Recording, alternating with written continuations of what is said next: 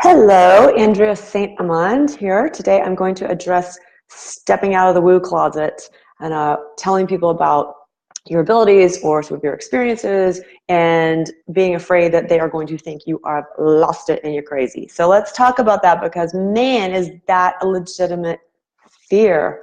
Holy cow. Now from my side of things, I think it's the rest of the world that's crazy, not me. But for the rest of the world, um, I feel like this is actually a two-part problem. It's society's problem for sure, but it's also our problem. It's ours. So let's acknowledge society's problem. It is true that for centuries, shamans and healers and seers and mystics or witches, whatever you want to call us, have been persecuted or shamed, or more recently, we're told we're crazy. We're told, well, you're just making this stuff up. You're trying to get attention. Or we're told something dark is lurking out there and it's going to get you or it's going to hurt you. We're told all of that to keep us away from our gifts. And that's how most people think. But for those of us who are working in this energy and with doing what we're doing, we know better. So our part, we have a responsibility not to really engage in that dialogue, but to start changing it. So how do we do that? How do we start stepping out in a way that people don't think we're crazy? And I've come up with what I think of as 3 steps. So the first is that if you're worried about people thinking you're crazy, don't act crazy. Don't act crazy. Watch your language. Watch how you're delivering an explanation about what you do. Watch, watch everything. Practice discernment about who you're speaking to, because some people just can't hear you. Practice discernment in the words. Now, amongst fellow people who get this, we can play around with language. We're not scared of certain things, but there are trigger words that will freak somebody else completely out. They're going to shut down. They're not going to hear anything else you say, and they're going to blame you for being crazy. So think about those words. Think about what they are. Like aliens is one that actually gets everyone thinking, oh, you must be crazy if you believe in aliens.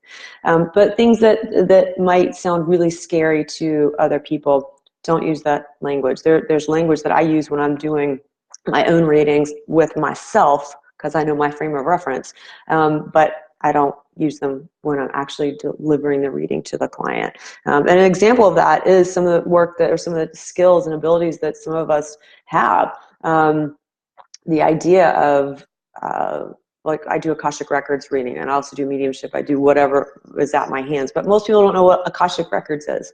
And if I say them, like, well, it's this concept, and I go in, I'm going to lose them. So I talk about energy work, and I go into quantum physics, and I make it very grounded. So just think about like how you're using your language when you're talking with somebody about what you do.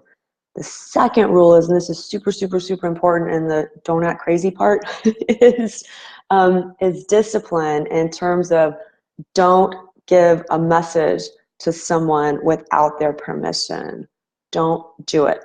And there's so many reasons for this. One is that most of us are feeling energy or will see something, and all of us, most people are walking around all day long like a psychic billboard. Like you can just read them or you can feel what's going on with them. And to run up to them and say, oh my gosh, and try to give them some message that you feel like you need to help them with, that's like going through their phone. That's like going through their purse. That's like it's not your business. You don't have permission to do that. It's not your business. We would never go through someone's phone, so we really shouldn't be going through their psychic energy either, unless they are saying, please help me with this. Yes, I give you permission. The second reason for that is that unless we have permission, is that unless you're really, really skilled and trained and you're constantly working on doing this work and you're working in all of these energies, when you are at the level where you're just getting messages or you're just starting to feel energy and figure yourself out, 90% of what you're seeing and feeling and doing is for you. So you might see somebody and you might see a little sweet old man standing right behind that person. You're like, oh, I want to tell that person that man is there and here's this message. That man's not there for that person. That man's there for you. So I don't know if that makes sense, but so much of what we're seeing and getting when we're first getting into this is for us. And sometimes the message is simply like, hi, you can see me and I can see you. And that's really cool. So you don't want to be that person who's like running up to a stranger or even your friends and saying, I have a message for you.